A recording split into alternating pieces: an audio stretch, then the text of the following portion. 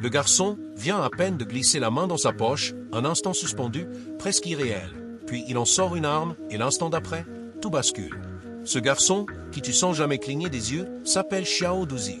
Il n'a que 6 ans, et déjà une violence qui glace le sang. Dans les ruelles brûlantes du Brésil, il ne connaît ni la peur, ni la pitié. Son cœur est froid, ses gestes sont impitoyables. Territoire après territoire, il avance, il avale, il écrase, il conquiert, jusqu'à devenir le petit tyran des favelas. Ce récit n'est pas une simple fiction.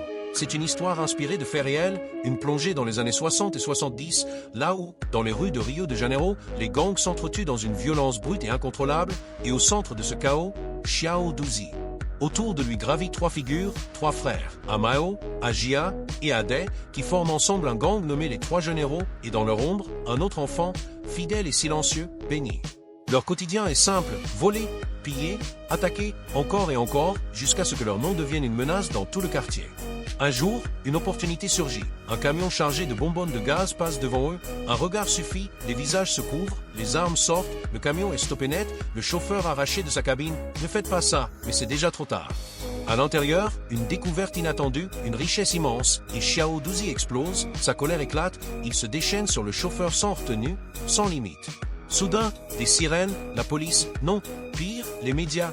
Dépêchez-vous, ils fuient, courant à perdre haleine, arrachant leurs vêtements, et lorsque la police arrive, il ne reste que le silence, ils ont disparu. Avec l'argent, ils achètent des doses, et déjà, ils préparent le prochain coup, mais cette fois, Xiao Duzi impose sa voix, calme, glaciale. Si on veut vraiment de l'argent, il faut voir plus grand. Un hôtel, braquer un hôtel. Les autres rient, se moquent, le ridiculisent, mais l'idée s'installe, et finalement, ils acceptent. La nuit tombe, ils arrivent devant l'hôtel, un plan est établi. Xiao Duzi est jugé trop jeune, on le laisse dehors pour surveiller, si la police arrive, il devra tirer dans les vitres. Mais lui, bouillonne. C'est son idée et pourtant on l'écarte.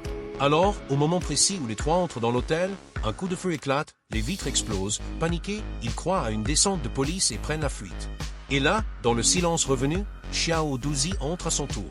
Ce qu'il fait ensuite dépasse l'entendement, il tue tout le monde. Pas pour l'argent, non, juste pour le plaisir de tuer. Quand la police arrive, il a déjà disparu, mais le crime retombe sur les 3 généraux. Traqués, il fuit dans une forêt, grimpe à un arbre pour survivre. Après cela, Agia comprend qu'il n'est pas fait pour cette vie et disparaît, quittant le gang sans retour. De son côté, Amao, rentré chez lui, s'apprête à manger quand il entend la police. Pris de panique, il fuit avec sa compagne en taxi, mais le moteur cale, le bruit attire les policiers, un coup de feu, et Amao s'effondre, mort dans la rue. Ade, en apprenant la nouvelle, perd la raison, erre sans but, jusqu'à tomber sur Xiao Duzi en train de compter de l'argent. Comme avant, il le lui arrache, mais Xiao Duzi n'est plus le même, une rage froide l'envahit, et lorsqu'Ade se retourne, les balles pleuvent. Ainsi disparaissent les 3 généraux. 10 ans passent. Xiao Duzi a grandi, il se fait désormais appeler Petit Tyran. Après d'innombrables combats, il devient le chef absolu des favelas, à seulement 18 ans, déjà l'un des criminels les plus recherchés de Rio. Ambitieux, insatiable, il observe les barons de la drogue couverts d'or et les envie, mais Benny le met en garde. Il faut de l'argent pour entrer dans ce monde. Xiao Duzi répond froidement. Pas besoin, on les tue et on prend leur place. Et c'est ce qu'ils font. Jour et nuit, ils massacrent, éliminent un à tous les trafiquants de la ville, jusqu'à ce qu'il n'en reste qu'un, un certain Cheveux Rouge, épargné uniquement parce qu'il est l'ami de Benny. Un accord est trouvé, ils se partagent le marché sans interférer. L'organisation se met en place, certains gèrent l'approvisionnement, d'autres la production, d'autres surveillent avec des cerfs-volants, et comme Xiao Duzi a éliminé toute concurrence, la ville devient étrangement calme. Les affaires prospèrent, les clients affluent, l'argent coule à flot.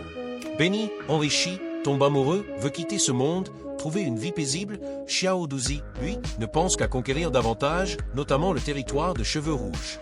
Une guerre éclate, Xiao Duzi gagne, mais son rival s'échappe. Pendant ce temps, la petite amie de Benny le pousse à partir, à tout abandonner, et il accepte. Une fête d'adieu est organisée, tous les gangs sont présents, même Xiao Duzi. Il ne veut pas le laisser partir, lui propose même la moitié de son territoire, mais Benny refuse. Une dispute éclate. Dans l'ombre, un homme de cheveux rouges s'infiltre, visant Xiao Duzi, mais dans l'obscurité, il se trompe de cible. Le coup part. Benny s'effondre. Mort. Le silence, puis la douleur. Xiao Duzi est brisé. Dévasté. Et sa colère devient une promesse, Cheveux Rouges paiera. La vengeance commence. Il tue le frère de son ennemi, mais est blessé au bras et doit battre en retraite. Le lendemain, il distribue des armes à des enfants des favelas, les transformant en soldats incontrôlables, même la police les évite. Il pose, fier, pour une photo, quand soudain, un coup de feu éclate, Cheveux Rouges attaque. Xiao Duzi est pris par surprise, ses hommes tombent, il fuit, saute sur un camion, mais le chauffeur est abattu, le véhicule s'écrase, la police arrive, arrête Cheveux Rouges, et Xiao Duzi est capturé, traîné dans une ruelle. Mais il sort une boîte, remplie d'argent, corrompt les policiers, il croit être sauvé. Mais soudain, des enfants apparaissent.